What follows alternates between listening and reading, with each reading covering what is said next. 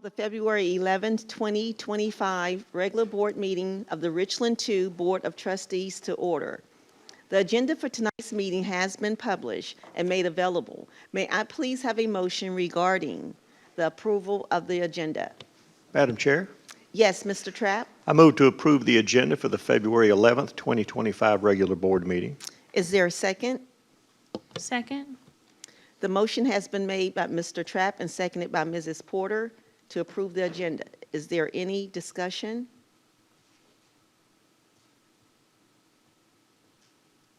Any discussion?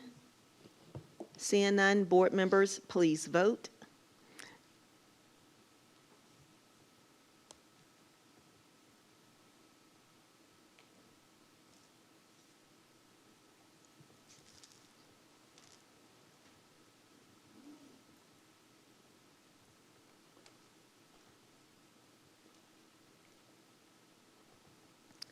The vote is 7 yes, 0 no. Mrs. Nash will be joining us a little later.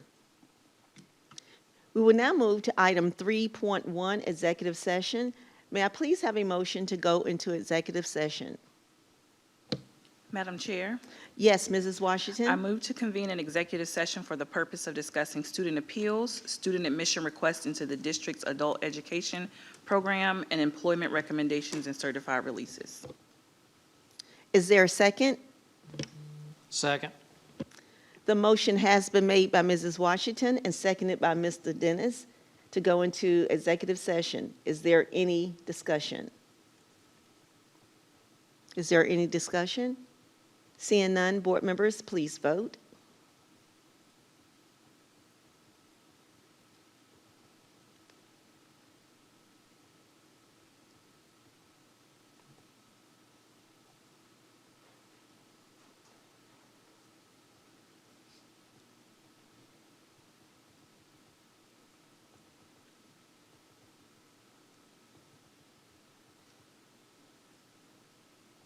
The vote is 7 yes, 0 no. The motion passes. The board will now enter into executive session. May I have a motion to end the executive session, please? Madam Chair, Yes, Mrs. Washington? I move that we adjourn executive session at 6:28 and resume public session. The motion has been made by Mrs. Washington. Is there a second? Second. The motion has been made by Mrs. Washington that we ended executive session at 6:28 and seconded by Mr. Dennis to end executive session at 6:28 and resume public session. Is there any discussion? Board members, is there any discussion? Seeing none, please vote.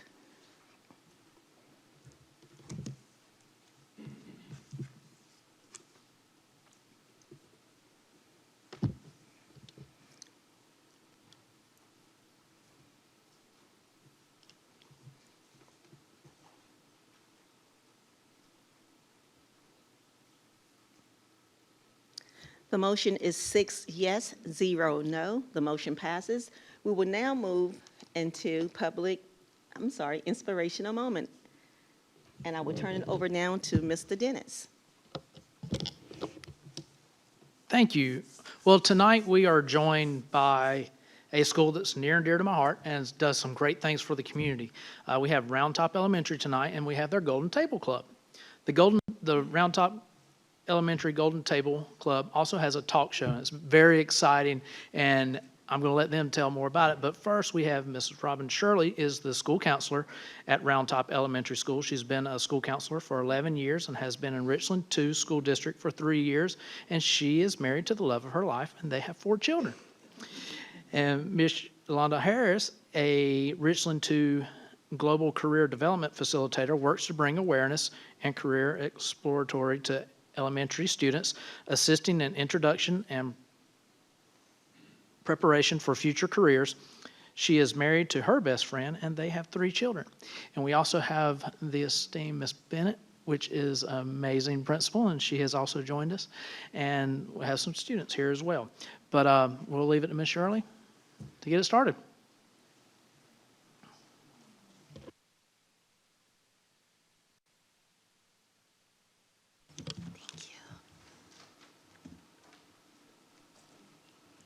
Good evening.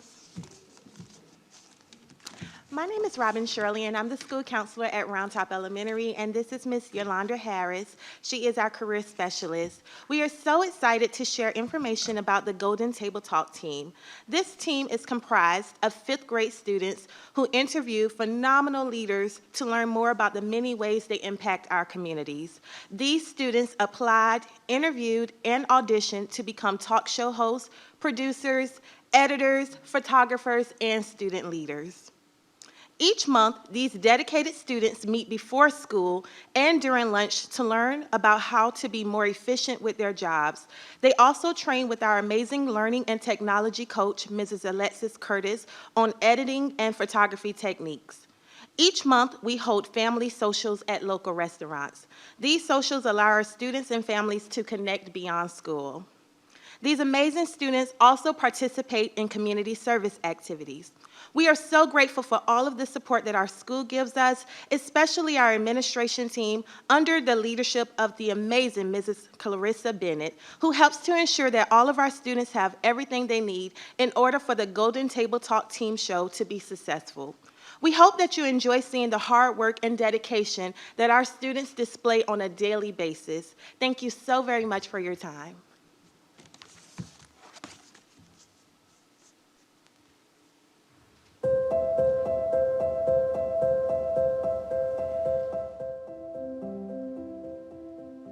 By helping me grow my experience, and I'm very shy, so it helps me grow my socialness, and I think it helps me in life, yeah. To try new things.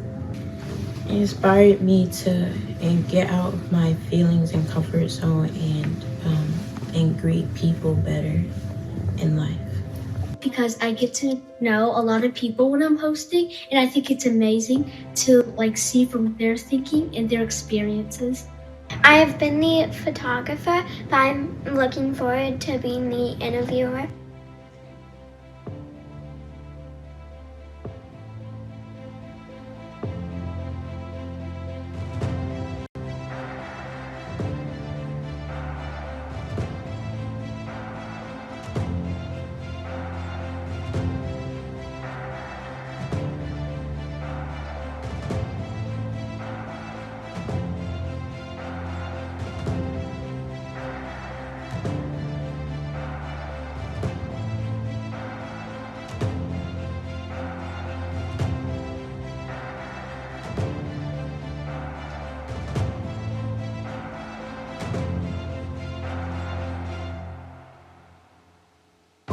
Interviewing Mr. David Anderson, who is an aviator.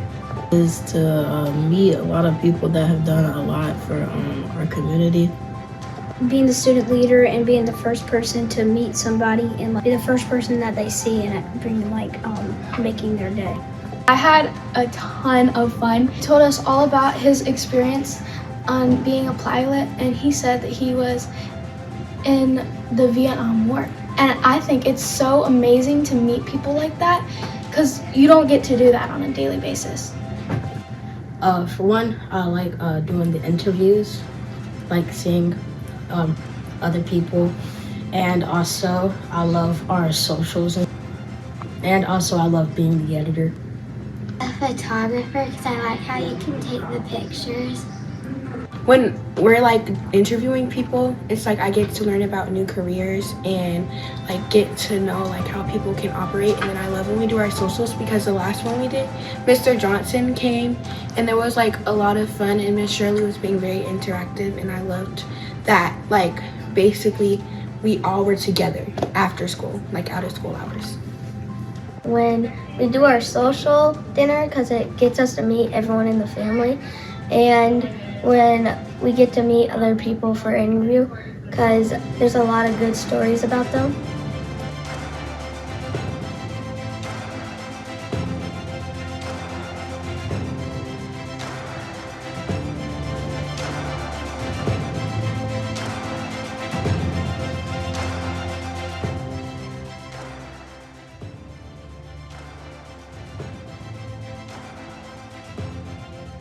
Thank you so much for coming today. Well, you're so welcome. I appreciate it.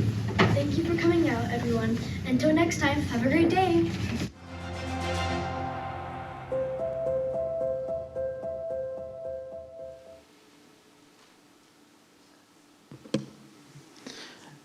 I just wanted to say thank you very much for Round Top coming out. And this is a wonderful program that is on top of everything we hear from student council and all that. This is something that they've totally done, and they have taken it to the next level. And for them to, we talk about that community, they're making the community a better place. And now it's time for the pledge, right? And we would like y'all to lead it.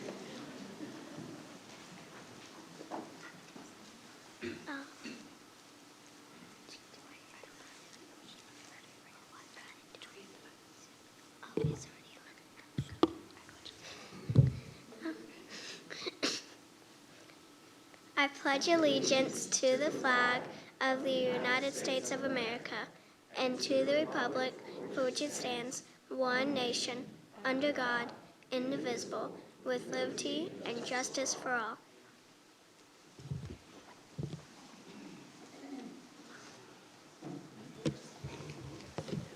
Thank you to Round Top for coming out, being a part of our inspirational moment. Thank you so very much for that. We will now start with item 5.1, the consent agenda. May I please have a motion regarding the approval of the consent agenda? Madam Chair, Yes, Mrs. Washington. I move to approve the consent agenda for the February 11, 2025 regular board meeting. The motion has been made by Mrs. Washington. Is there a second? Second. The motion has been made by Mrs. Washington and second by Mrs. Nash. Is there any discussion? Board members, any discussion? Seeing none, please vote.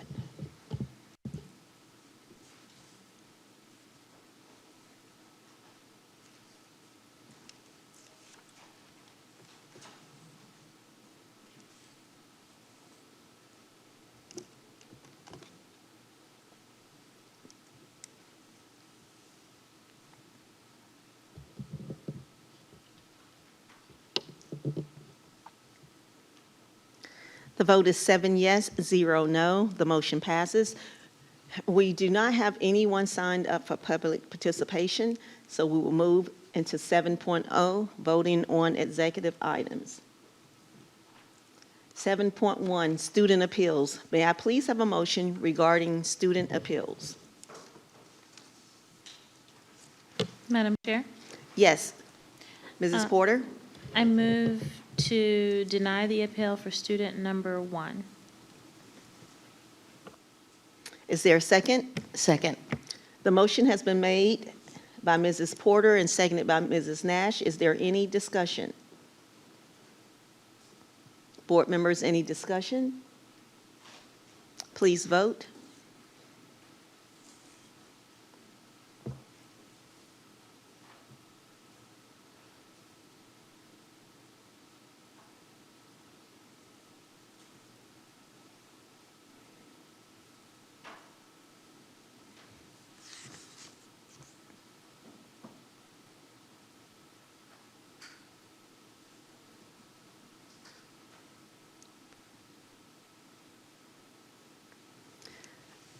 The vote is 7 yes, 0 no. The motion passes. May I please have a motion for student number 2?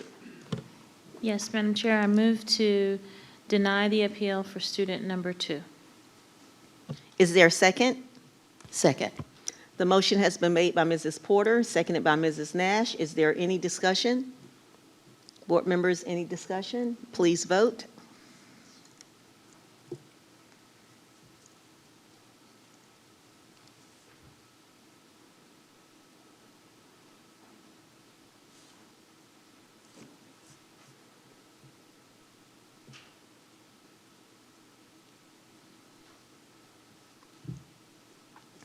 The motion is 7 yes, 0 no. The motion passes. We will now move to student number 3. I move to deny the appeal for student number 3. Is there a second? Second. The motion has been made by Mrs. Porter and seconded by Mrs. Nash. Is there any discussion? Board members, any discussion? Please vote.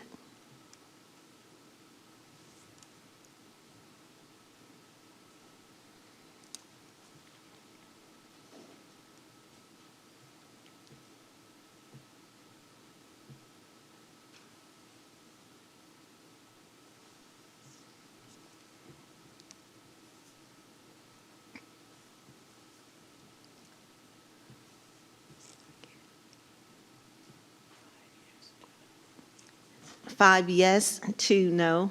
The motion passes. We will now move to item 7.2, student admission request into the adult education program. May I please have a motion regarding student requests? Madam Chair. Yes, Mrs. Williams? I move to approve the appeal. No, I'm sorry. My apologies. I move to approve the student admission request into district adult education program, students 1 and 2. The motion has been made by Mrs. Williams. Is there a second? Second. The motion has been made by Mrs. Williams and seconded by Mr. Dennis. Is there any discussion? Board members, any discussion? Seeing none, please vote.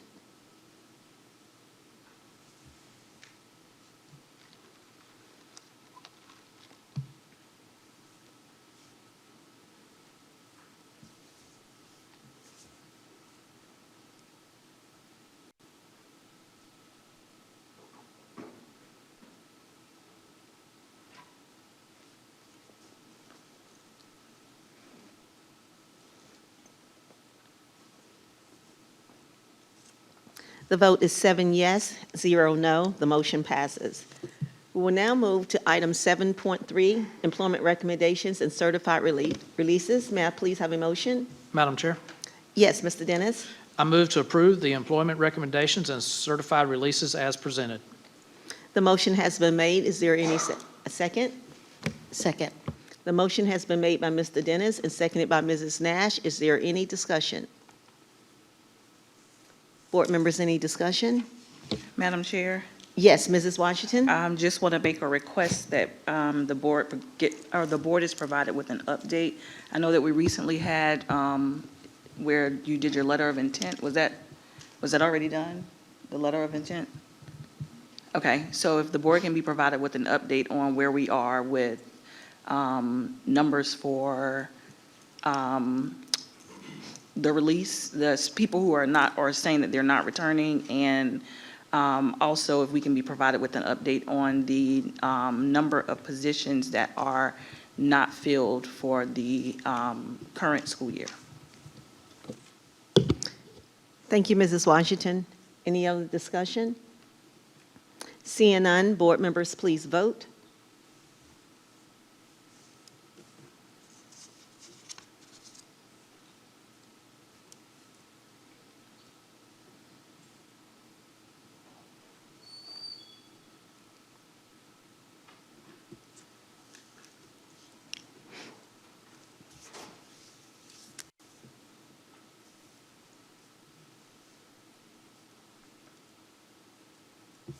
The vote is 7 yes, 0 no. The motion passes. We will now move into item 7.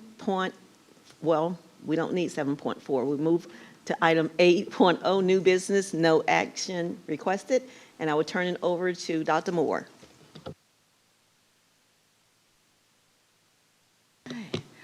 Thank you, Madam Chair. This agenda item in this section is an academic update on our CATE programs. And I'd like to ask Jen Square to come to the podium. Actually, it should be Jen Cube because we have 3 Jennifers in academics, but yes, we have Jennifer Morrison, our Senior Chief of Academics, and Jennifer Kane, who is over our CATE programs for the district. All right, a lot of gens, and we actually have some school-level gen leaders in the house as well tonight. So the more gens, the merrier. And so tonight, we're very pleased to bring you our career and technical education update as requested by the board. And CTE is what we're presenting tonight is what is mostly supported by federal Perkins dollars. So that's something to keep in mind. And it's also driven by a required federal needs assessment. So Jennifer Kane will be talking a little bit about that. We know that CTE is critical for college and career readiness, for workforce development, for for student engagement and relevance as a pathway to industry certification and a true livable wage upon graduation, as well as increased employability and increased graduation rate. It's interesting for me, coming from another district where CTE programs are centralized in one building, and that we didn't necessarily have CTE in it wasn't spread across 5 schools and a student innovation center the way that it is here. The interesting thing, I think, for us in Richland too, is my observation is that this makes our CTE program a lot more nimble and responsive to context, because Richland too is a very large district. And it really helps overcome some of the staffing challenges that come with career and technical education, some of the funding issues and the changing requirements and the local employment needs. We have a strong CTE program at 5 high schools and in the Student Innovation Center. And we're gonna kick off the presentation tonight with some of our CTE leader teachers at our various program schools, and then Jennifer Kane, the other Jennifer, will take over after that. But we're going to have Colonel Morgan Curry from Blythewood High School. We'll have Chef Eris Wrightson from Richland Northeast, Mr. Clifford Kindle from Ridgeview, Alan Olson from Spring Valley, Steve Wilson from Westwood, and Kirsten Bullington from our Student Innovation Center. They'll do 2-minute presentations, and then we'll go into the information, and of course there'll be time for discussion as well. So I'm going to leave it to our teachers. If we could flip the slide once, and we'll go in this order. All right, thank you. Hello, good evening. My name is Morgan Curry. I use the Project Lead the Way syllabus at Blythewood High School to teach engineering. One of my favorite things is that first day of class when I tell them that in my class, there's no quizzes and there's no tests. Instead, we're going to use the activity, project, problem-based approach to teach them a skill. And when they get good enough at a skill, I'm going to give them a project to do. And you just can't cheat on a project. It's like landing an airplane. You got to be able to do it. So they have to be able to build a bridge. Or they have to be able to build a keychain. I tell them, here's the requirement to turn this warehouse into a library, and they have to use the skills that they have to do that. So I really love the fact that it is the skills based, that they don't even know some of the skills that they have, and I keep drawing it out of them, and they just keep getting better and better. So I teach 4 classes. The freshman class, Introduction to Engineering, mainly focuses on the engineering design process, how to solve a problem, and a 3D CAD program Onshape. The next class, Principles of Engineering, gives them a taste of all kinds of different things: statics, mechanical engineering, materials, robotics. My Civil Engineering and Architecture class for the juniors focuses on both commercial and residential design. So we don't build things, everything's computer-based, but we learn about codes and regulations and such. And then the senior capstone class, literally working in pairs, they come up with their own problem and then they solve it. So besides the courses, Blythewood also has a career and technical student organization for robotics. And so this robotics team has been going now for 5 years, 6 years. Don't count that COVID year because we couldn't get anything done there. Last year was the first year we sent someone to state. This year we already have a team that won a whole contest over in Lexington, and one of our other teams has already qualified for state based on their skills. So I'm going to get 2 teams in this year. And if you didn't notice, last Saturday we hosted our first home robotics competition here in Richland too. It was a huge success. We had so many volunteers, so many people came up to me and said, this is what I like to see, this is great. So whether a student just takes one of my classes or they take all 4 and become a completer, I try to teach them skills they didn't know they had and teach them a way of thinking that they didn't know they could. Thank you.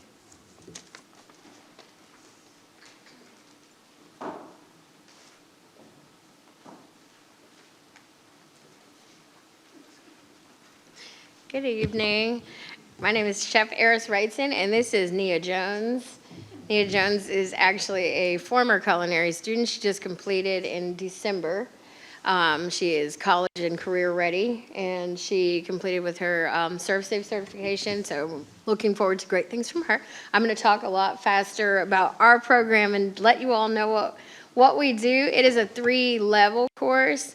So I get to have my babies for a good amount of time, but they start with an introduction to culinary arts, moving into Culinary Arts 1, Culinary Arts 2. I offer several certifications, 2 in Serve-Safe Food Handler, Serve-Safe Manager, and then the Certificate of Achievement through ProStart, which is with the National Restaurant Association Education Foundation.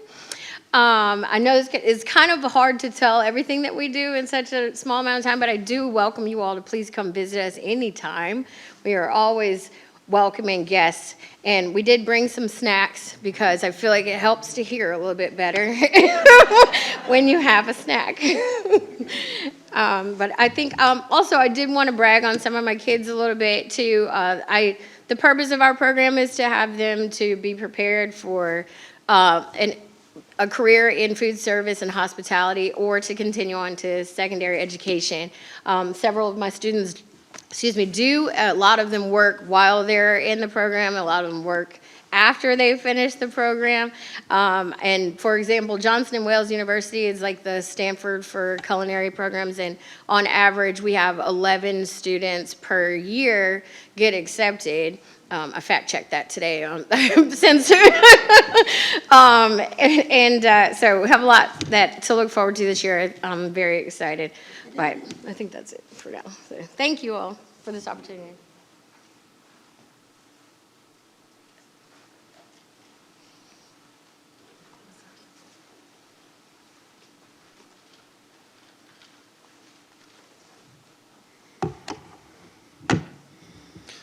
Good evening.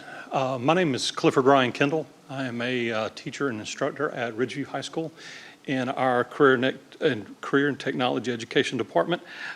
Here tonight to brag a little bit about Ridgeview High School and the wonderful things that are going on, and some of the programs that we have been building over the last couple of years that have really connected our kids to the industries.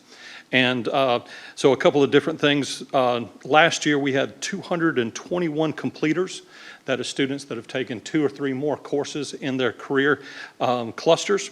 We offered or received 441 students received industry standard certifications in our school.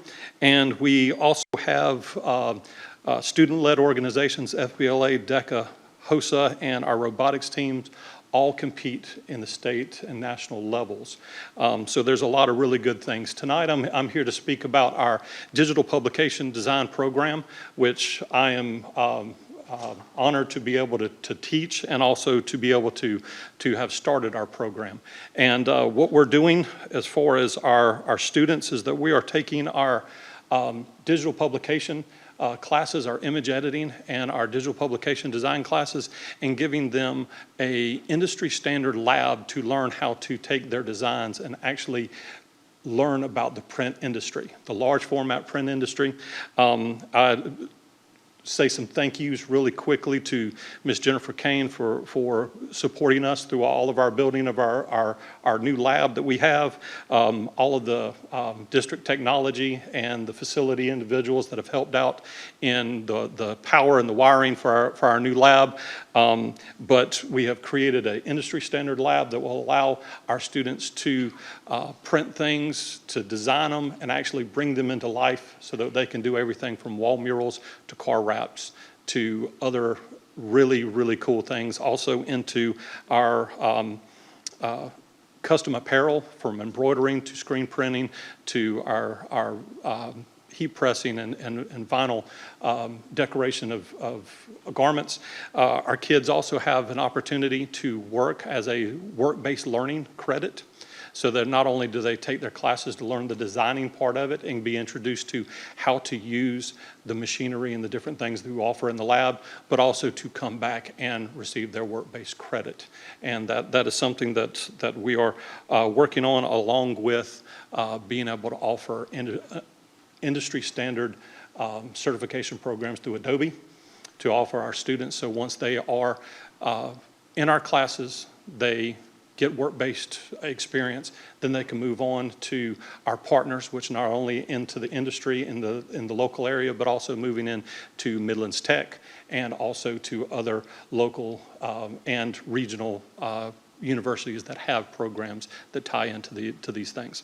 So we're very excited to be able to offer these things as far as other capabilities that we're able to do, and then being able to also offer those kid-produced or children-produced products to our district and our neighboring schools. So thank you so very much for your time.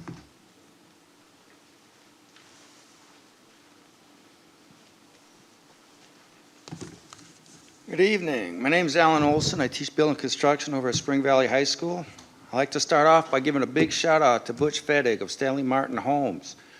He not only keeps me abreast of the new techniques and new stuff in construction, he also speaks to my students on occasion. And he also buys supplies for my students for some of their projects. So he's a big help.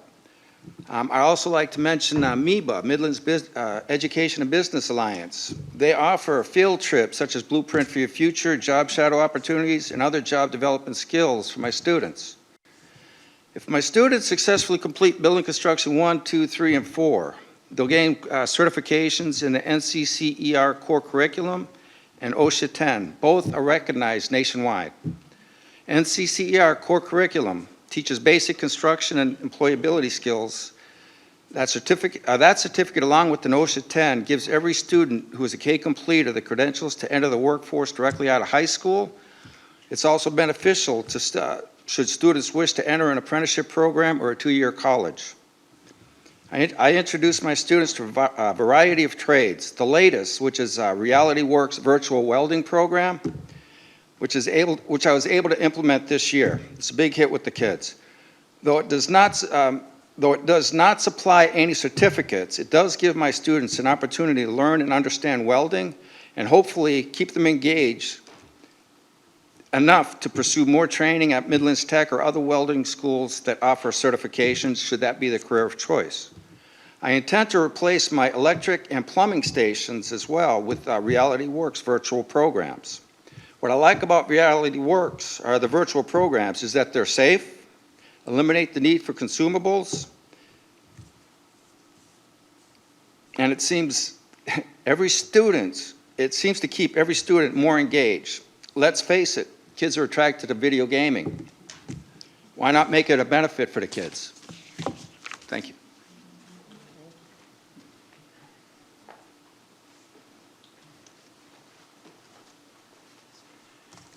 Good evening. My name is Steve Wilson, and I teach the hottest class in the district.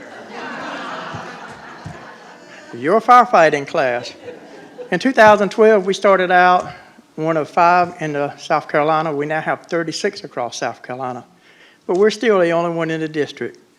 Our students do get certified at a national level. They come out job ready in Firefighter 1 and Firefighter 2. I have students as far as Charleston, Columbia, Lexington, Ohio, and Spain. We had a foreign exchange student. And our very first student in 2012 is now an employee at the State Fire Academy and serves on our advisory board. Unfortunately, the first year we couldn't get certified because we didn't have any equipment. But he did get the training and he continued on. Graduated from Clemson and now he's at the Fire Academy. Our students do earn 9 college credits that goes toward a fire science associate's degree. And I got a shout out to my advisory partners, Columbia Fire Department, who sponsors us, Richland County Fire Marshal's Office, Scout Motors Fire and Safety Division, Richland County EMS, and the South Carolina Fire Academy. The skills that our students learn are just like I have as a firefighter with Richland County: hazmat training, building construction, search and rescue, fire hose, climbing ladders, basic first aid, and community emergency response training. Their certifications, many of which are free, is the basic first aid and CPR, incident command, hazmat awareness, hazmat ops, firefighter 1, firefighter 2, basic auto extrication, and community emergency response. And like I said, these students are career ready as soon as they graduate. A lot of them have to wait until they turn 18 for their certificate to become valid. Now, these students also serve in our CERT team at Westwood, which is our Student Emergency Response Team. They respond to real emergencies at the school. and they help with evacuations. And just 2 weeks ago, we responded to a car fire in the parking lot, and we extinguished it before the fire department got there. So I was proud of them. Now, what we're looking forward to is the district is building us a fire training facility, which we hope to be ready next year. And with that, we're going to be able to offer fire extinguisher training, first aid, and CPR to the community, and we look forward to that. Thank you.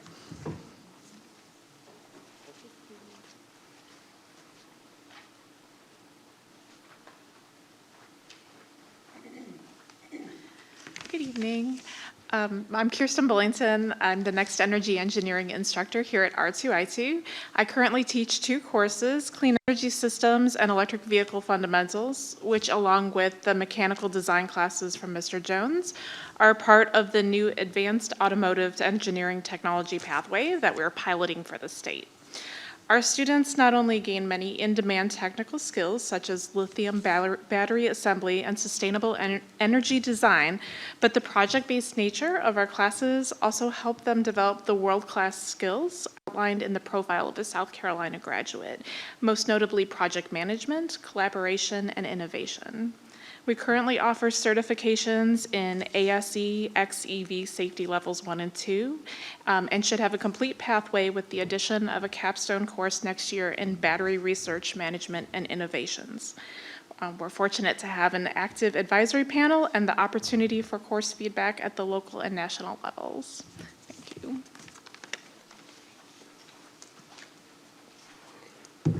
As you can tell, I work with some rock stars. Thank you to them all. Good evening, Madam Chair, members of the board, and Dr. Moore. I'd like to thank you for your prescience in providing the opportunity for me to present on Career Technical Education in Richland 2 during Career Technical Education Month. Good call. Thank you to Colonel Curry, Chef Wrightson, Mr. Kendall, Mr. Olson, Mr. Wilson, and Ms. Bullington for sharing about their phenomenal things occurring in their classrooms in CTE, and to the other 68 CTE teachers in Richland 2 who were well represented this evening by their colleagues. So let's talk CTE. What is career technical education? CTE includes secondary educational programs designed to help students acquire skills and knowledge in various career fields. What I like to say is CTE is where skills go to demonstrate themselves. How is CTE funded? Jen shared a little bit about that. I'll share some more. Career Tech Education is funded by Carl D. Perkins, which is our federal dollars, and EIA state dollars. And what do those dollars support? Well, they support CTSOs, and you heard them mention things like DECA and FBLA, FFA, HOSA, et cetera. Those are our student orgs at our respective high schools. They support technology equipment upgrades, certifications, teacher professional development, assessment, work-based learning, and career exploration activities. And to this point, I'd like to say it has helped us support on the middle level the purchase of youth science aptitude for our 8th grade this year in the middle schools, as well as help support Kelly Mill Middle School in a simulation lab that they purchased a little earlier this fall. Here's the big money. Not really. We get $381,948 this year in federal dollars, and if you'd notice, it is a slight decrease. Well, it's an increase, I'm sorry, from the previous year. And then our EI state funds this year are $717,808.21, and we budget to the penny. Finance. So we had a decrease, and that decrease resulted in the fact that EIA allocations come from the state. As CTE enrollment expands across the state, so do the needs for those dollars, and we get a little divvy of the pie. But we're very happy for that $717,000. What is CCR? You heard them enumerate all of the certifications that they earn. And for us, CCR stands for College and Career Ready. And how do we use CTE to satisfy that? It is one of the 4 indicators. They can earn a national industry or state industry credential and be a CTE completer which you heard my colleagues all enumerate, and all the certifications they can earn. They earn a level 3 credential or above in the When Ready test, earn a scale score of 31 or higher on the ASVAB, or they successfully complete a work-based learning experience of 40-plus hours with a successful exit evaluation. What is a concentrator versus a completer? You heard all of them reference a student can become a completer with my program. Concentrators are those students that take courses, at least 3 Carnegie units in a classification instructional program, code, so a pathway. A completer then is also a concentrator, but he or she has satisfied all of the required credits in a sequence or pathway, and they're deemed a completer. And a pathway is the sequential progression in that. So some of them are simple, like building instruction 1 to 4. As I'll show on the other slides, certain programmings have various classes in a pathway that can help them complete. So it does not have to be numerical, just sequential in the required 2 and an additional 2. When we talk about Career Ready, they shared all of them about their advisories. We have some Career Ready partners, the City of Columbia. Launch Columbia is a new initiative that we will implement the summer of '25, this summer, and we are working in partnership with the Chamber, Columbia.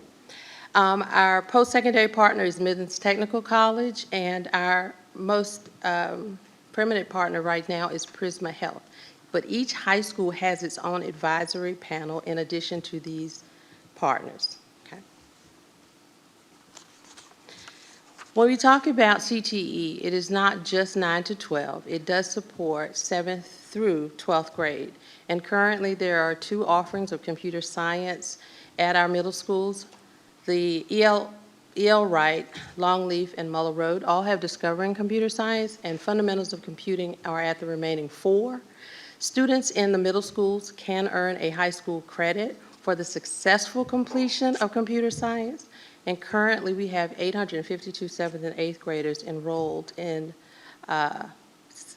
computer science courses here in the district. We have a total of 7,712 students, all enrolled in 1 or more CTE courses in the district.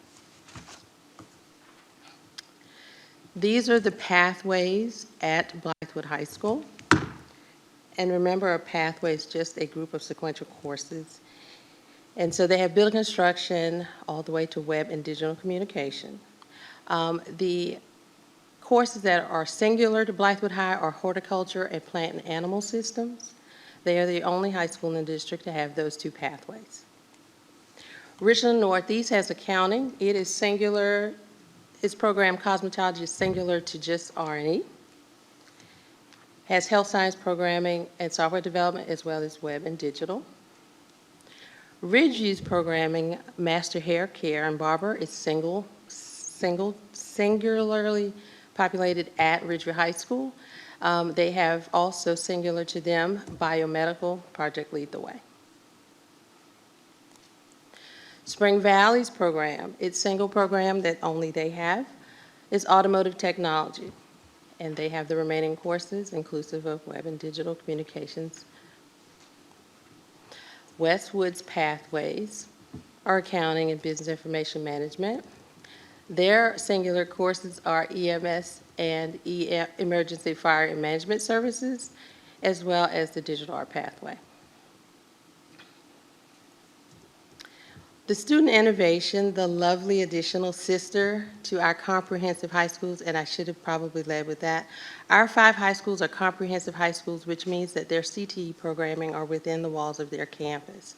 The Student Innovation Center is complementary in some programming, and those are the ones that have the singular asterisk, meaning that a student can take courses at their home school, come over to R2I2 and take something complementary, and still be a completer.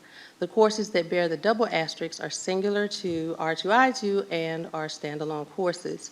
And we're excited about the EV, electric vehicle fundamentals there. That and the clean energy pathways, those are standalone pathways. She's the standalone teacher.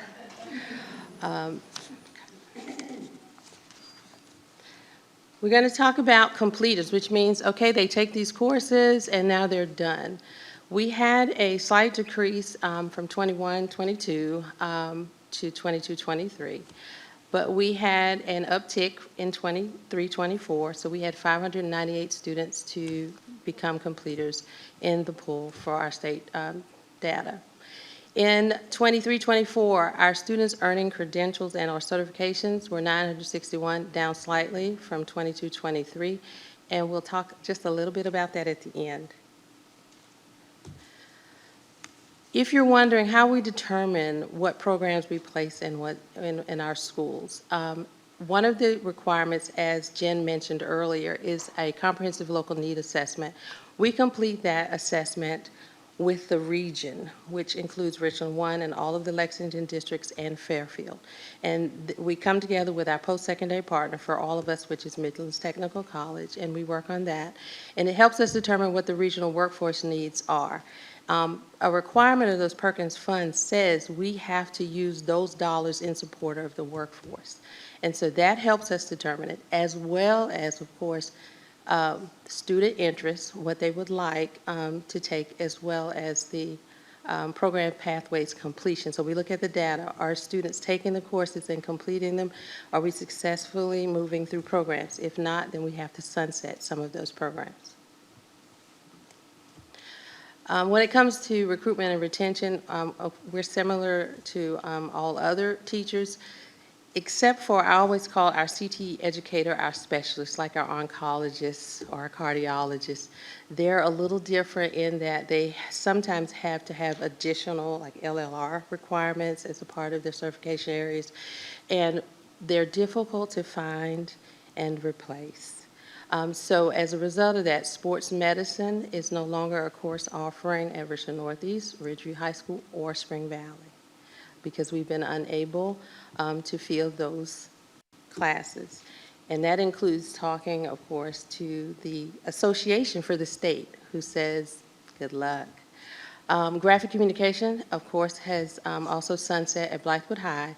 And health science, we talked about sports medicine, but health science as a program pathway at all is no longer an option at Spring Valley. Okay. Those impact the numbers of certifications and completers because those are no longer programs for students. So that reflects some of the numbers there. Okay. Now, there's good news. I talked over with Jen, and she didn't think I should use the word, but we pivoted. So we're going to use it. We have indeed added programming. We spun on a dime. We've added certified medical assisting to our 3 high schools. That has been a phenomenal program. I know that you heard our graduating senior shout out her certification as a newly certified CMA. Prisma, as I said, has been wonderful in helping us do that. They placed students last year throughout your physician's practices here in our footprint. So you may have actually, when you went to the doctor, it depends, had them taking your notes, weight, and height. So we're excited about that. We've added Siemens Engineering, anticipating what the workforce needs will be for Scout at Ridgeview and Westwood High School. And AI, the fundamentals of AI, will be added this coming year to R2I2. I'm excited to have shared all of this with you. Dr. Moore. Thank you, Ms. Kane. Thank you, Jen Morrison. And to all of our outstanding CTE teachers, thank you. Yes. So, Madam Chair, before I turn it over, I just want to let everyone know, in Richland 2, we always talk about the 3 E's. Enroll for those students that are going to go to college, enlist, and that's not just military, it's about service, because we need good public servants. And then we talk about employment.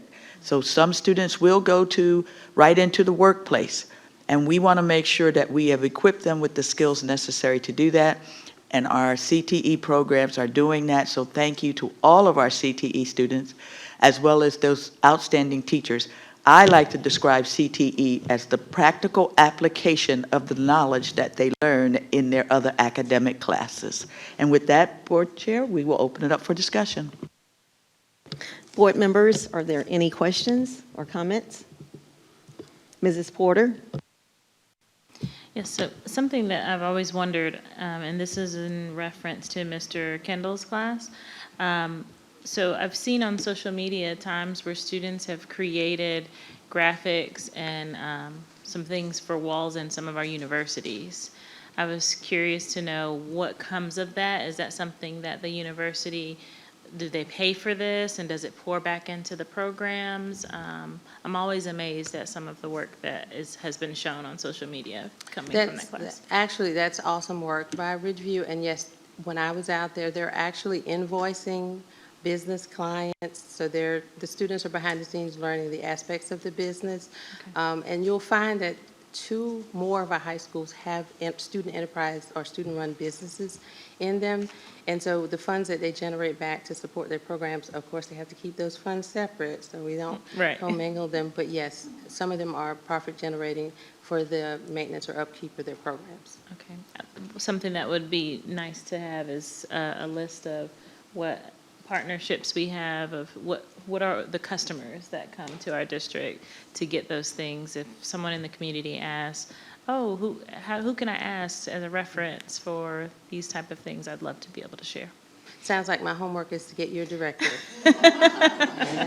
Or, you know, a reference list. Absolutely, absolutely. That'd be great. Thank you. Members, Mrs. Washington? Thank you so much. This is one of my areas that I love visiting whenever I go to high schools. So I do want to know, do we plan to continue expanding our offers into the middle school into our middle schools? Happy birthday to you.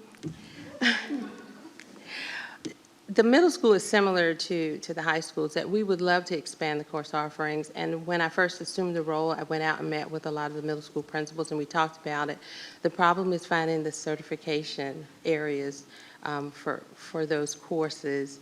And so what we'd hope to do, for instance, is there is a course like Intro to Careers that we have looked at, but you have to have specific certification for that. So yes, we're always looking for ways to expand into our middle school programming, and I hope that my middle school principals champion the fact that we send them as many of these dollars as we can.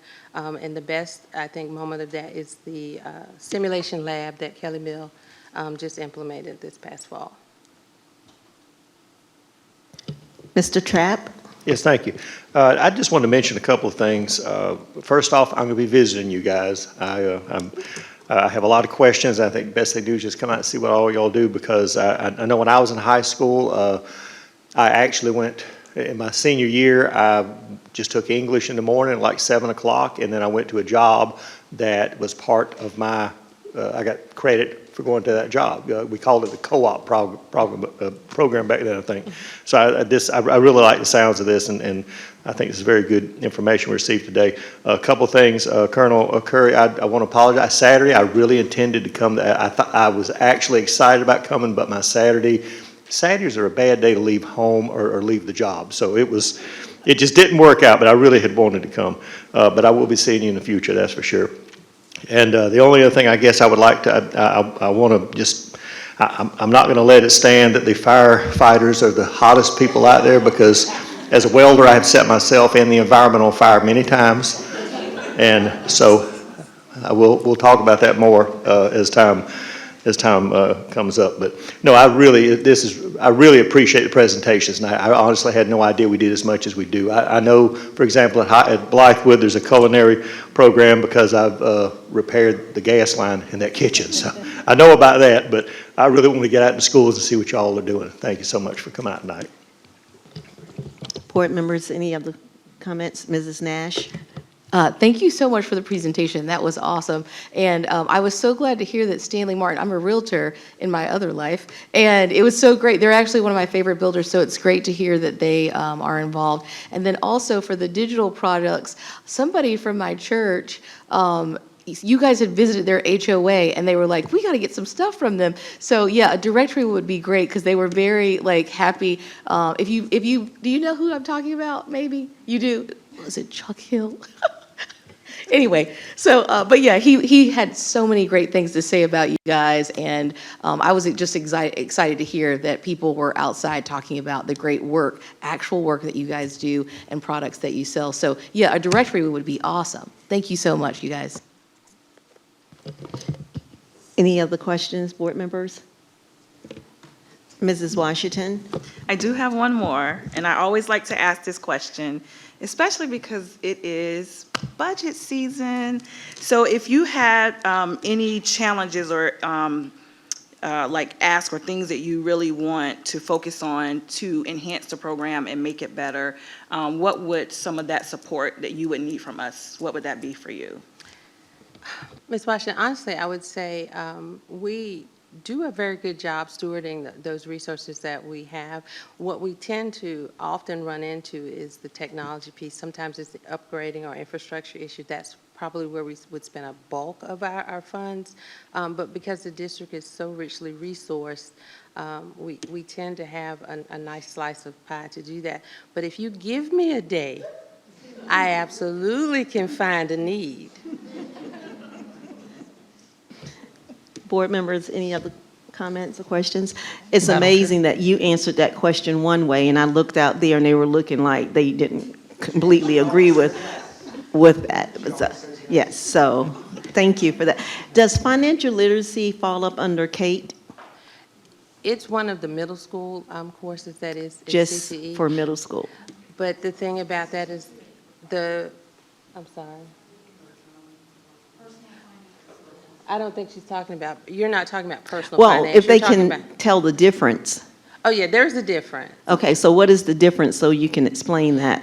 So financial literacy on the middle school level is kind of like the approach to the information and getting kids the exposure. The personal talks about wages and earning. And then, of course, we have personal finance, the requirement. There's also advanced personal finance in a few of our schools. So yes, they learn how to manage the money I think they'll make, I think. So also a difference is it's required by state. Yes, ma'am. So I wanted you kind of to elaborate a little more with that piece. And then do they receive credit at the middle school level for the financial literacy piece? Well, we don't have any of those courses in the middle school because we don't have the field, the teacher in that area. So most our teachers, our students served by financial literacy, if it's exposure in the middle schools, they're not earning credits for it in the middle school. Okay. And Now, then we used to have it because we had it about a year or two ago. So we no longer have that in the middle schools anymore. I can follow that up. I support the dollars that I have, the computer science, so the 7 teachers in the computer science field.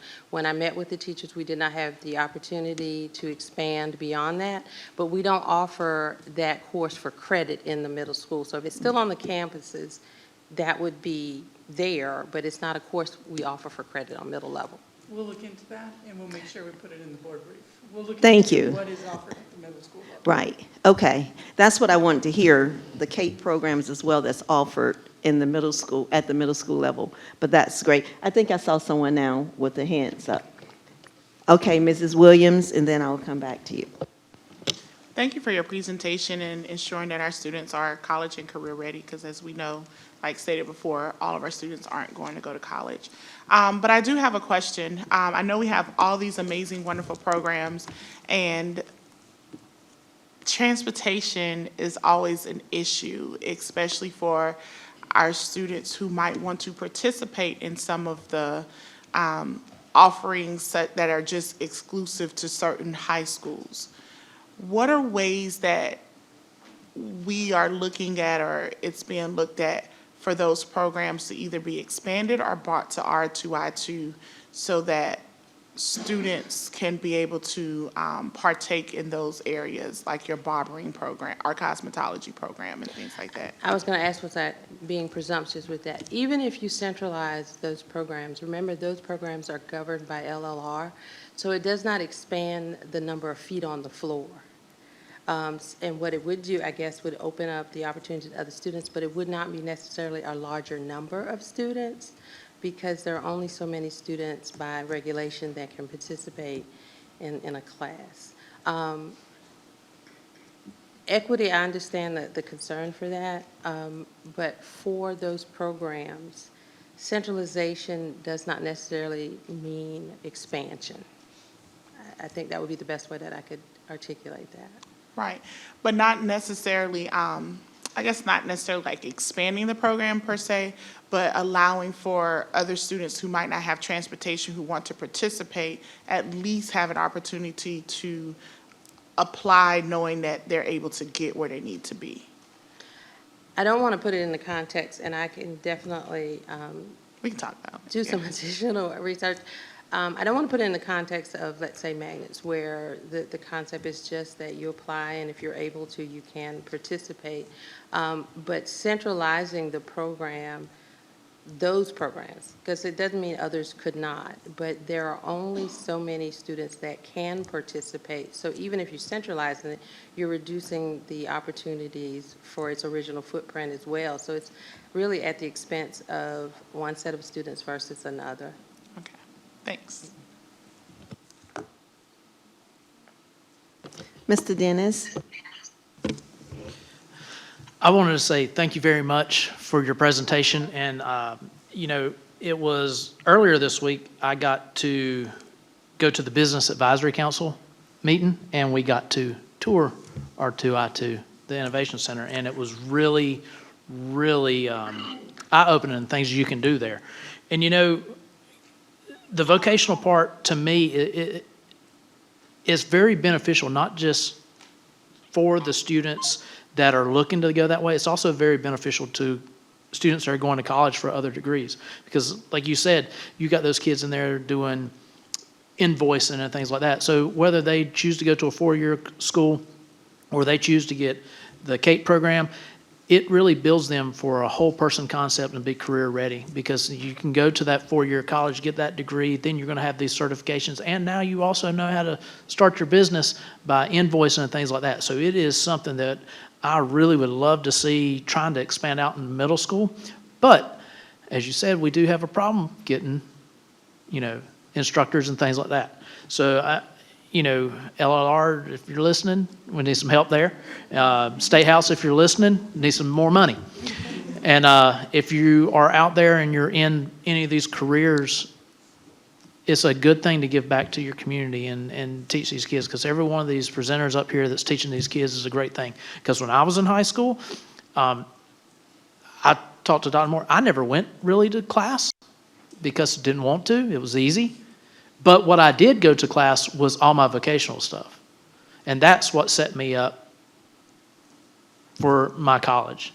That's what set me up for everything else. Your career classes. And, well, it's not just that. My career class, the college classes I've taken, it's set me up for everything. It's made me who I am today. My building and construction.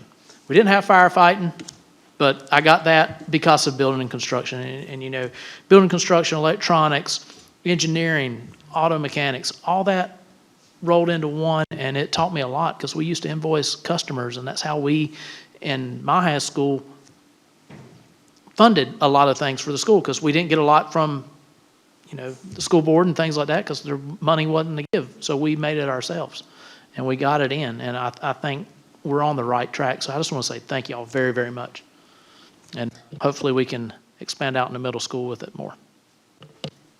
Thank you, Mr. Dennis, Payne, and for all of you all who presented this evening. Thank you so very much. We'll now move to item 8.2, Finance Report Budget Survey Results. Dr. Moore. Thank you, Madam Chair. And yes, we are in budget season, so I'd like to ask our Senior Chief Financial Officer, Ms. Williams, to come and share the budget survey results. And while she's making her way, our budget survey results are based on us getting input from a variety of groups, and Ms. Williams will be happy to share that. Good evening, Madam Chair, members of the board, Dr. Moore. I'm going to give you a brief overview of our FY26 budget survey results. Okay, so as we typically do, we send out budget surveys to employees, because that's what I'll talk about first, and we had a 28.5% response rate. Of those that responded, the classroom teacher made up the overwhelming respondent. So classroom teachers at 43%, followed by our educational specialists, and then our paraprofessionals. We had the greatest response rate at the elementary level, then followed by high school, and then by middle school. Okay, and so we had, in this survey, we had 19 areas that we asked each respondent to let us know if they felt that, so of those 19 categories, we asked the potential respondents to rate between strongly agree to strongly disagree on whether these items should be listed as a priority in the development of the FY26 budget.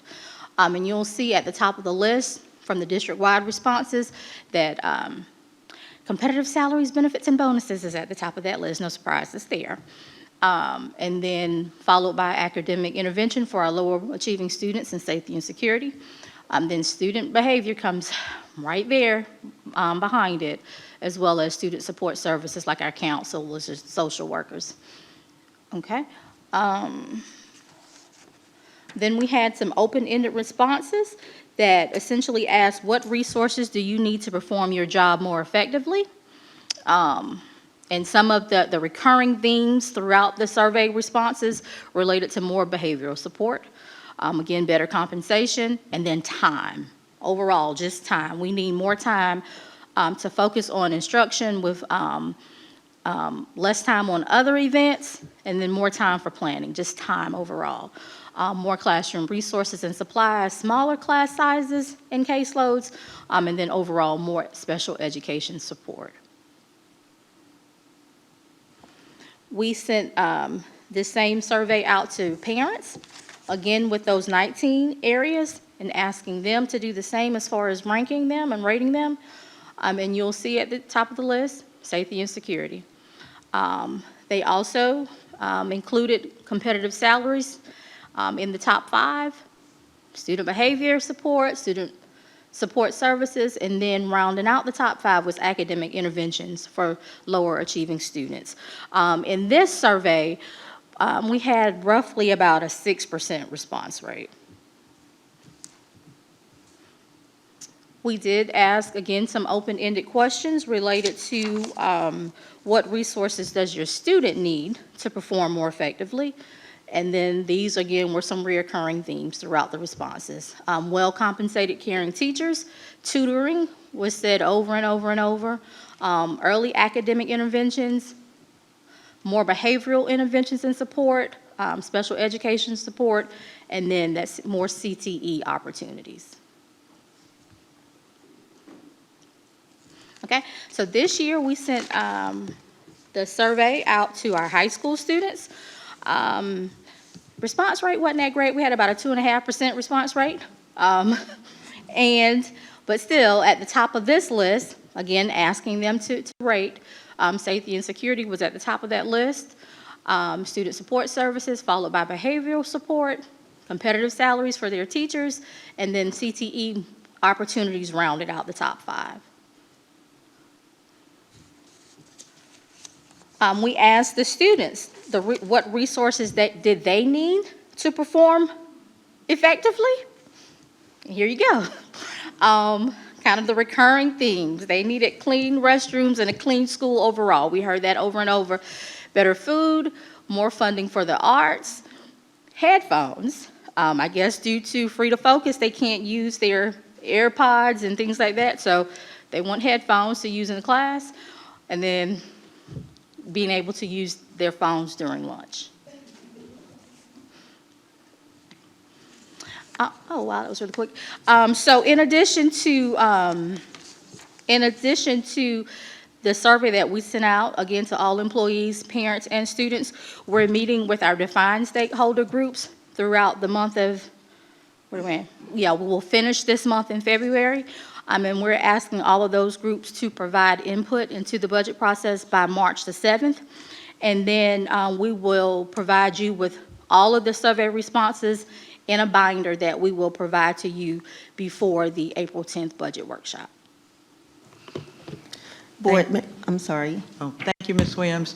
Board, I just wanted to let you know, the groups we've already spoken to that Ms. Williams just discussed was NERMA. Mr. Trapp was at that meeting where we gave a budget update. We did it for the Business Advisory Group.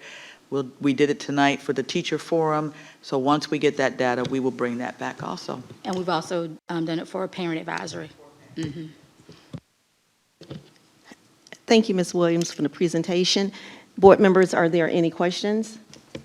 Mr. Dennis? Yes, ma'am. What did you say the parent response rate was? Roughly 6%.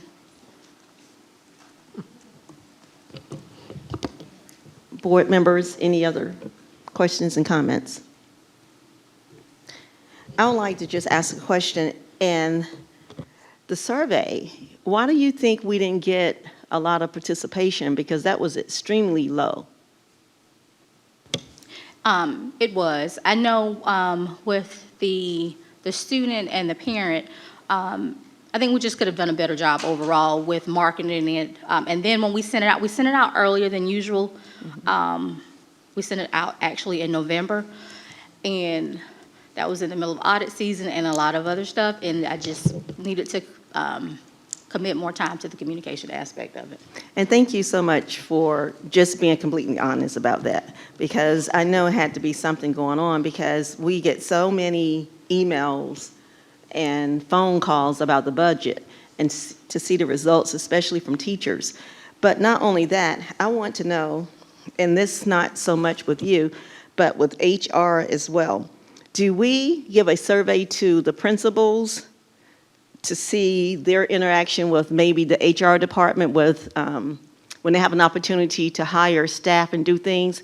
If we don't have a survey, I would love to have a survey that goes only out to principals. Therefore, we know it's going to be 100%.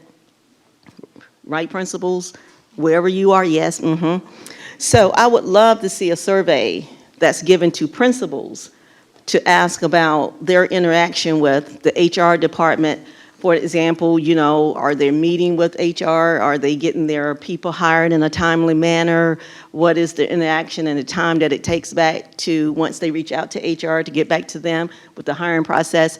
I think let's just start at the top with some examples of getting surveys completed and 100%, and maybe that'll trickle down to some of the other departments. I would love to see that. And then two, I would love for us to send a survey out like we just sent, but then go back and send a second one, because sometimes people miss emails. So I think maybe we need to do a fall and a spring to see and to compare the two, because that's just quite embarrassing to send an email out, especially with the budget, and to have those results presented like that. So I would love to see that. Any other, I think Ms. Porter has a comment, and then I'll come back. Thank you, Ms. Porter. Yes, in addition, for the principal survey, I would also add having them give feedback on service solutions in their school and food services. I know I've heard from principals about service solutions and how difficult it is for them to do their regular duties and also have to go back and forth and talk to the supervisors for a service solution, walk them through the school, explain the issues that they're having, and then follow up in order for it to see the results. That's a lot to manage while conducting their daily duties. And if that's something that can be put into a different area, maybe even with facilities, so that they aren't having to go back and forth with so many different people up that ladder to see the results. Add to that about safety and security, that's a part of that survey as well. How do our safety and security, like Mark Claston and his staff, how do they interact with principals? Do they have a great relationship? Do they know their position when they're dealing with principals? Just all those types of questions. And I think it would be great to get with the principals at one of those principals meetings and let them help you generate the survey, because they're the ones in the building. They're the one that's also interacting with HR with Service Solution Management, also with Mark Claxton and his staff, and let them help you generate those questions because they know the questions they want to ask. So I'm looking forward to seeing that survey. Thank you.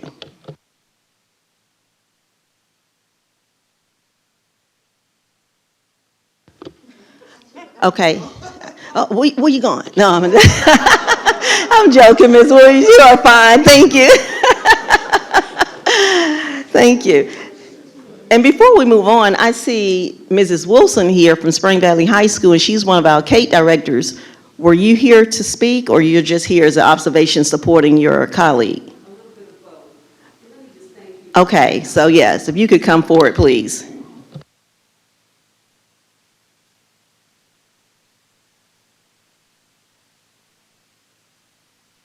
This first one? Okay, there we go, better. To say to the leadership of this district, the great teaching and learning, all that you heard about here today at all of our schools is the result of great leadership. And so as we celebrate, I believe that we would be remiss if we did not celebrate our leaders. And to say to you, we're so thankful for all that you do. And so we just have a gift that we want to present to each of you, and just give me that moment to do that. And again, just give yourselves a hand and thank you so much for all that you do.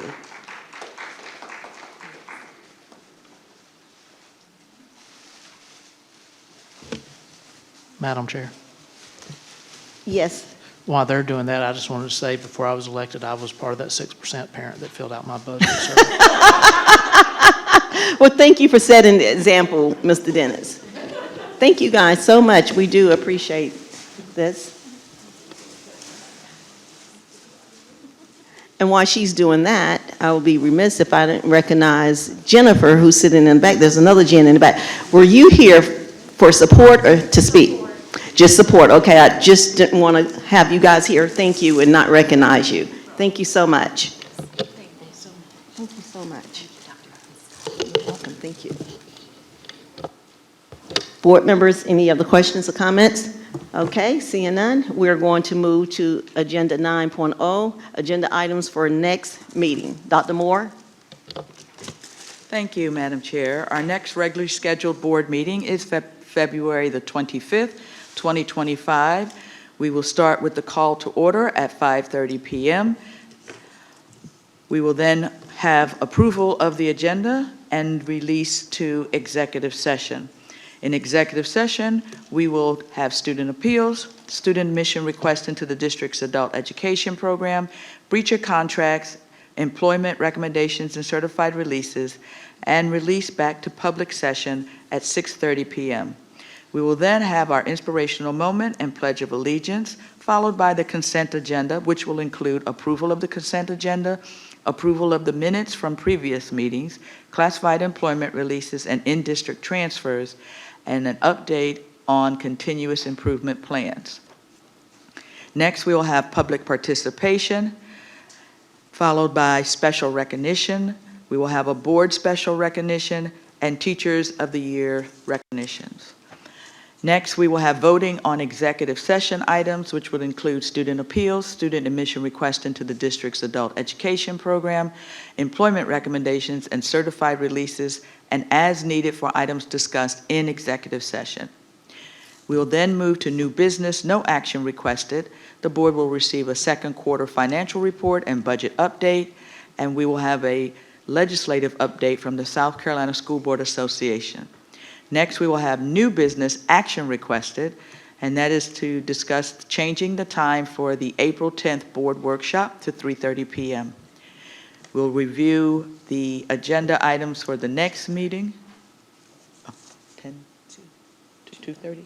To 2:30. Let me correct that. Let me restate that for the record. New business action requested, change the time for the April 10th board workshop to 2:30 p.m. Then we'll have the review of the agenda items for the next board meeting, which will be the draft agenda for the March 11th, 2025 regularly scheduled board meeting, followed by our if needed items of public participation, executive session, voting on executive session, and conclude with board and superintendent comments and adjournment.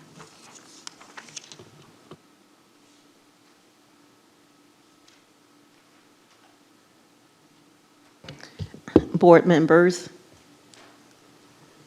do you have any items you'd like to add to the next agenda or future agenda? Mrs. Porter? Yes, I just wanted to mention that I'm not sure if my colleagues have received this or not, but we requested a copy of the most recent audit for SPED. This would be the third request, and that was first requested in December of last year. So just wanted to put that out there. And if I missed it, please let me know. And I think that's it. Thank you. Thank you. Dr. Moore, you have that, correct? Okay. Any other board members?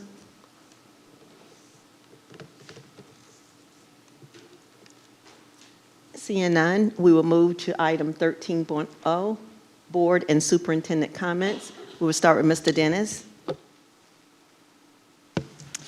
First, I want to say thank you to Round Top for coming out and doing that. They've really done a lot for the community.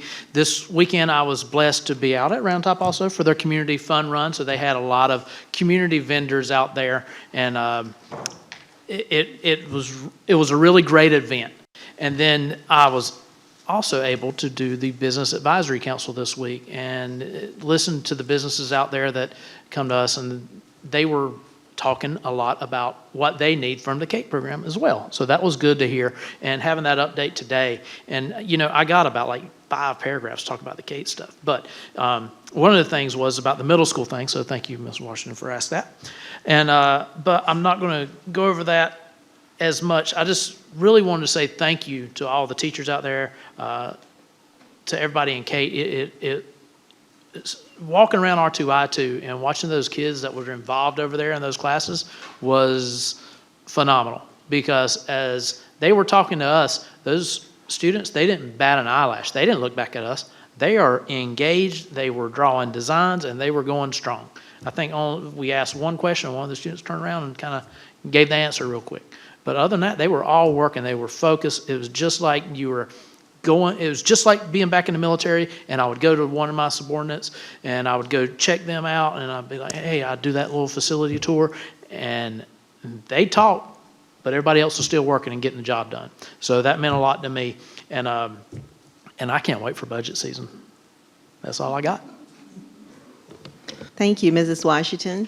I want to say thank you to our inspirational moment guests for sharing their golden table talk experience.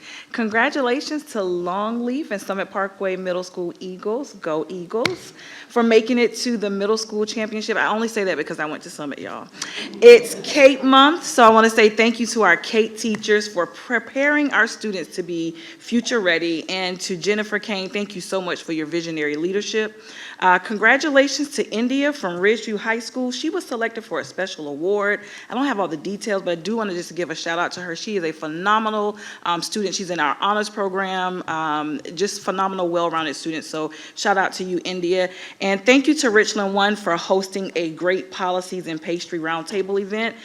We had some great conversations with teachers and leaders from both districts about career and technical education, expanding into the middle school, respect for the education profession. There's a nice article about that in the Post and Courier. And then also alternative placements for students that have behavior challenges. Want to say happy Valentine's Day to our Richland 2 community, and have a blessed rest of your week. And happy birthday to my husband who is watching. We share the same birthday, y'all. Oh, wow. Thank you, Mrs. Washington. Mrs. Williams? I want to say thank you to Kate for your time and dedication to our mission. Your support continues to make a lasting impact on our district and our community. I thoroughly enjoyed as well the policy and pastry and the conversations that we had to get greater insight with our colleagues as well as our teachers and other district employees. Before I close, I would like to say a happy birthday to Mrs. Tamika Washington and a happy Valentine's Day to everyone as well. And I just appreciate everything that you all do, and I look forward to the continued work together. Thank you, Mr. Trapp.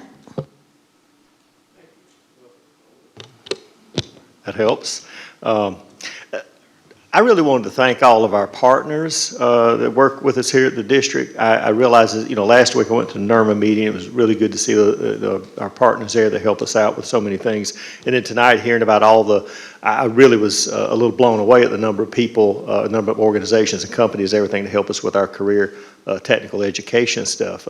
I do a lot of work for I did a lot of work for Stanley Martin. So it was interesting to hear that they're working with our construction guys. But we really appreciate the work that y'all do, because it makes our job as a school district so much easier. We can get so much more done when the community helps us to accomplish these things, and we will get so much less done without such help. So I would encourage us, anybody that can help us out, we can use all the help we can get. So please join us.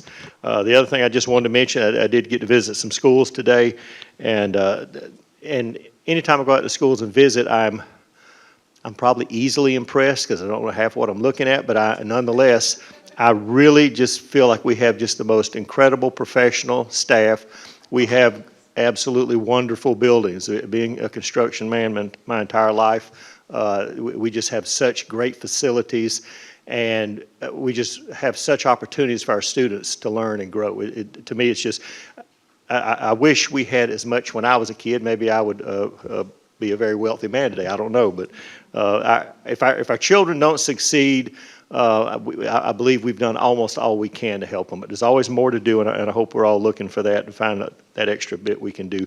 And the last thing I'd like to say on that line is, or that subject, it was very, to me, it was very refreshing today to visit ROTC class at Richland Northeast and see all of those cadets stand up when Dr. Moore left the room. It's been many years since I've been in a room where people had that level of respect, and it was just very refreshing to see them show respect like that. And I want to thank them for that. And who's the instructor there, Dr. Moore? He's a wonderful guy. I'm so impressed with his class there, and the discipline they have. Just very, very rewarding to see such things. I want to thank them and everybody else. Mrs. Nash? I'm going to give Ms. Washington the gift of a very short comment, so she can go home on her birthday and be with her husband on his birthday. So I want to say thank y'all for everything. We, for 2 weeks now, have gone home with basically a wheelbarrow of goodies, and it's just so great to see all the creativity that you all have in the CAPE program, and I'm just really excited to go and visit each and every one of you and learn some new skills myself, specifically around the baking, because I've had those cinnamon rolls. Maybe you'll share the recipe, maybe you won't, I don't know. But I just want to say thank you to everybody. I was going to do a haiku and a poem, but I'll save it for another day. Happy Valentine's Day, everyone. Love each other, and we'll see you next week. The week after next. Unless you just come and want to be here by yourself. Mrs. Porter? Thank you to all the presenters today, especially for our CTE programs. I learned a ton and have taken lots of notes and can't wait to share with the community. Also, thank you to all the teachers that attended policies and pastries. It was great to get input from our educators across the district and to our partner district. Also, thank you to E.L. Wright for hosting as we conducted our school visit today. I learned a lot from E.L. Wright as well, and it just looks so nice. I believe the last time I was there, it wasn't quite all the way moved in yet, and so it's a beautiful school, and the colors that have been added to the walls and the new books and everything, it just looks great. So great job there with that building. Also, for April 11th is the deadline for a poster contest for our students offered by Richland County. Home is where the habitat is. I'll post that on my socials for some cash prizes for our students. And that's all that I have. Have a great evening. Dr. Moore? Thank you, Madam Chair. As we all know, and we have learned tonight, this is CTE month, so happy CTE month, yay. It is also Black History Month, so we take this time to recognize the contribution of our African Americans to this country. Black history is American history. And so we would also like to recognize the policy and pastries that event that was hosted by Richland 1. So on January 30th, Richland 2, in partnership with Richland 1, we hosted the annual policy and pastry events, and it was really a great opportunity for conversation with lawmakers and with educators to discuss those pressing issues in education. This year, we saw outstanding participation from board members and district teachers of the year, educators, parents, and key leaders, including Superintendent Dr. Craig Witherspoon, engage in powerful roundtable discussions focused on putting students first and shaping legislation that prioritizes their success. And so it was a great evening. Also want to let everyone know, I had a great experience at Longleaf Middle School. I got the pleasure of doing car line with Principal Teresa Mingo. It was a great opportunity to greet students and families with the Middle School Principal of the Year for South Carolina. And that law enforcement, he's a brand new SRO with us. And so it was just great to have an opportunity to do some high fives and smiles with kids and talk to parents through their windows. It was a little chilly, but we did persevere and had a wonderful time. Also, it's time for us to celebrate one of our schools because they were selected as a Palmetto Finest finalist. So a huge congratulations to the Center for Knowledge and the Center for Knowledge North for being a Palmetto Finest finalist. This recognition speaks to the hard work of our students and teachers and leaders, and we eagerly await the final announcement in April. And so we're very excited about that. We're also very excited because this is National Magnet School Month, and we are proud to say that we're home to 37 nationally certified magnet programs, each offering unique, innovative learning experiences for our students. We also have 26 nationally certified demonstration magnets and 67 merit awards of excellence and distinction. So this is a moment for us to recognize the dedication of our magnet school educators and the incredible opportunities that they provide. Our district continues to be a leader in magnet education in South Carolina and across the country. Mr. Dennis already spoke about this, but we did have our Business Advisory Council meeting, and it was really a great opportunity to showcase the incredible work that's taking place in our schools, but also a way for us to reinforce the power of partnerships between education and industry. Now, this, as we've already heard, this collaboration is so important to preparing our students for future careers and workforce. So we got to hear about some internships that are coming up with the City of Columbia, and application windows are going to be opening up very soon. We also had shadows that day that came and spent time with us to shadow people in the district. One shadowed Attorney Hawkins, one shadowed our internal auditor, and one shadowed, who? City of Columbia. So then the last thing is I want to thank the board chair for the invitation for myself and two of our senior chiefs to attend Allen University and the United Negro College Fund event on Friday evening. It was truly an honor to attend the gala at the Moore Building on the State Fairgrounds. The event highlighted the incredible history of Allen University and its commitment to providing a world-class education rooted in the faith of the AME Church. Their innovative approach to addressing challenges is receiving national recognition, and it really was inspiring to see how they continue to pave the way for students of diverse backgrounds. It truly was a great experience. So thank you, Dr. Elkin Scott, for that opportunity. And so we also want to share one video on why I love Richland too, because as we are going out and talking to our teachers and visiting schools, each of these experiences highlights the strength of our community and the commitment of our educators, as well as the bright future of our students. So thank you for your continued support and dedication to making Richland 2 a model school of excellence. Oh, we don't have that video, so I'm going to close with two last things. First and foremost, happy birthday, Miss Washington. Now, for everybody, I know you're wondering, are we going to sing? No, we sang before, and you don't want us to sing again. Miss Washington doesn't want us to sing again either.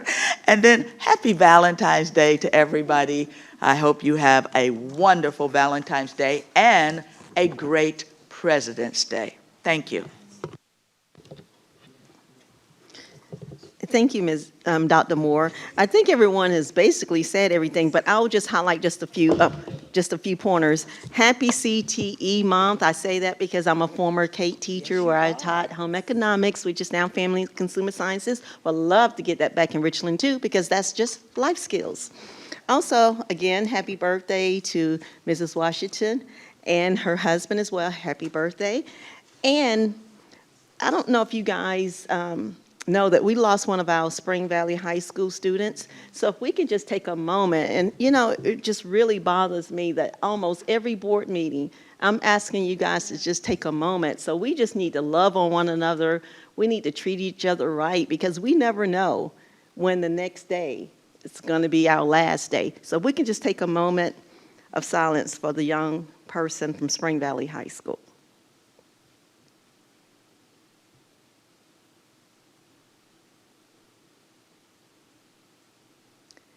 Thank you so much for that. Also want to say thank you to Round Top Elementary School for the presentation. Again, once again, to the CATE teachers for their presentation.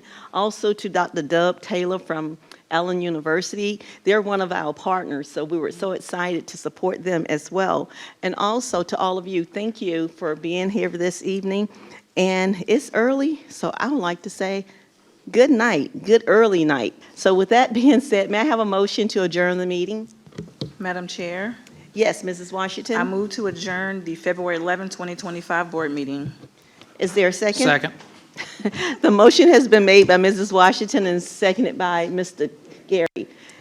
We can take a hand vote. Yes, Mr. Dennis. All in favor, raise your right hand. The vote is 7 yes, 0 no. The meeting has been adjourned.